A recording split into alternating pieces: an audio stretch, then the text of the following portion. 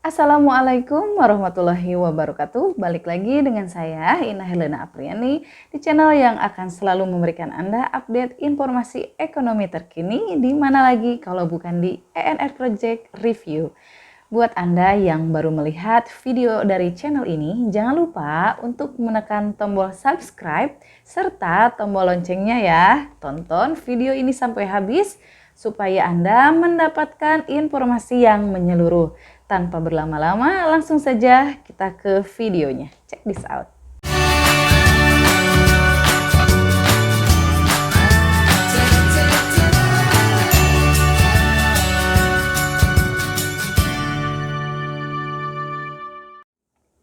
Ada beberapa permasalahan yang terjadi di dunia perbankan saat ini. Ini semua sangat berpengaruh pada kehidupan ekonomi masyarakat, mulai dari pembatasan kuota KUR, peralihan transaksi ke transaksi digital atau non-tunai, serta aplikasi e-banking atau e-channel yang belum sempurna.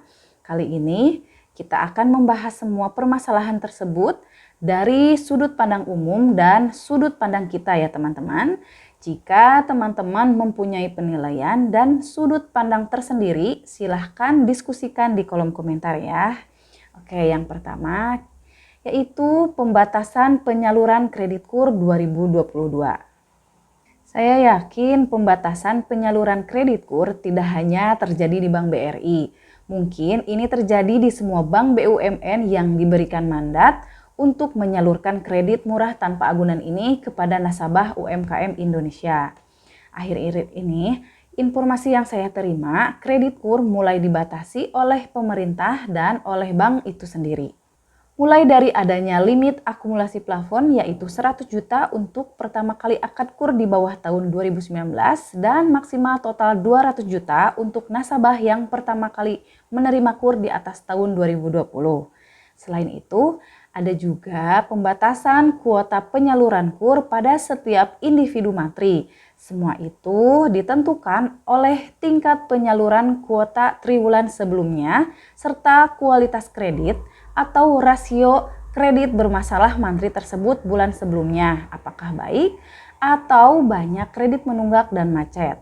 Oke, sebelumnya kita akan menjelaskan kalau kredit KUR adalah kredit modal kerja dan investasi individu atau badan usaha yang layak serta tanpa agunan. Suku bunganya yang diberikan sangat rendah yaitu 6% per tahun dengan plafon maksimal sampai dengan 100 juta untuk tahun 2022. Nah, kredit ini dikhususkan untuk para pengusaha UMKM untuk menopang kebutuhan permodalan kredit mereka. Kenapa bunga KUR bisa murah? Suku bunga KUR bisa murah karena disubsidi oleh pemerintah menggunakan dana APBN. Sama halnya seperti BBM Pertalite yang harganya di bawah pasar karena mendapat subsidi dari pemerintah. Itu kenapa penerima KUR tidak berhak untuk menerima bantuan-bantuan lain dari pemerintah karena kredit KUR itu sendiri sudah mendapatkan subsidi bunga dari pemerintah. Akhir-akhir ini, ekonomi Indonesia bahkan dunia sedang tidak stabil.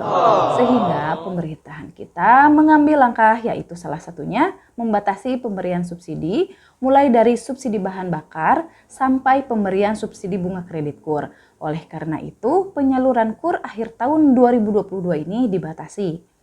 Selanjutnya adalah rasio kredit bermasalah yang tinggi.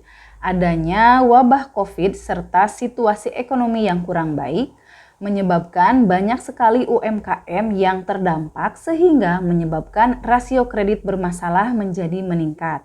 Perlu saya jelaskan mengapa KUR itu bisa tanpa agunan walaupun plafonnya cukup besar bisa sampai 100 juta. Semua itu karena setiap kredit KUR yang ada dijaminkan oleh bank ke pemerintah melalui asuransi kredit yaitu Askrindo dan Jamkrindo yang juga merupakan BUMN.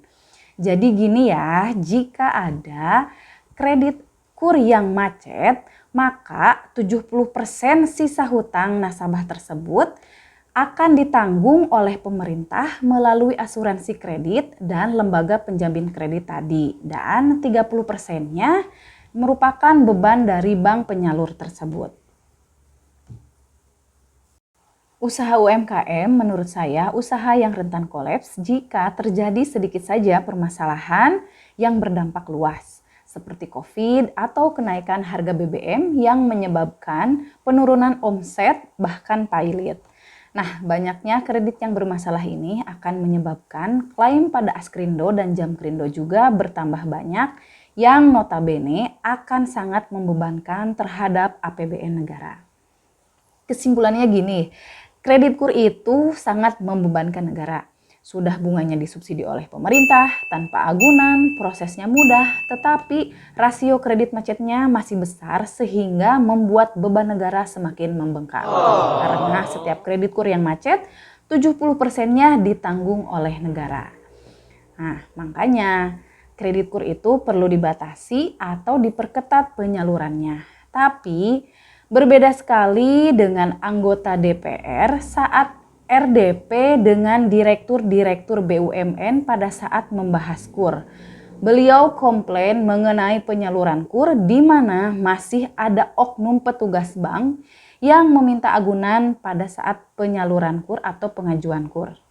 Perlu diketahui untuk kredit KUR tanpa agunan itu, KUR sampai 100 juta yang dilayani di unit kerja. Sementara KUR retail serta kredit komersial tetap mensyaratkan agunan pada pengajuan kreditnya. Seharusnya anggota DPR tersebut jangan melihat permasalahan agunan itu dari pihak nasabah atau masyarakatnya saja. Tapi dilihat juga beban negara akibat rasio kredit KUR yang bermasalah yang sudah sangat membebankan negara. Selain itu, beliau juga membahas tentang banyaknya kredit fiktif yang dilakukan oleh oknum bank pada kredit KUR yang notabene akan merugikan negara dan bank itu sendiri. Seharusnya Bapak anggota Dewan jangan melihat dari sisi internal pekerja bank saja dalam hal kasus kredit KUR fiktif ini.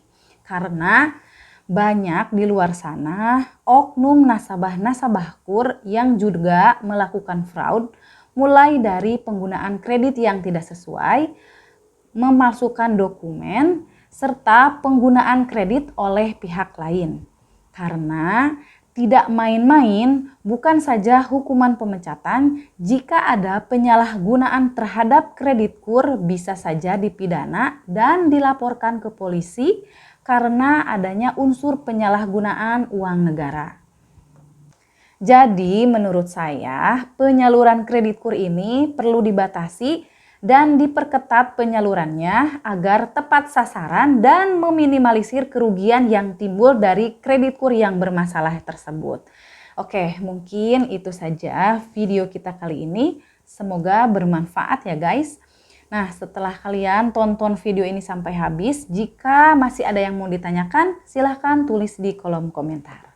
Jangan lupa like video ini, share ke teman-teman Anda. Sekali lagi, subscribe bagi yang belum. As always, tetap semangat mencari rezeki. Wassalamualaikum warahmatullahi wabarakatuh. See you.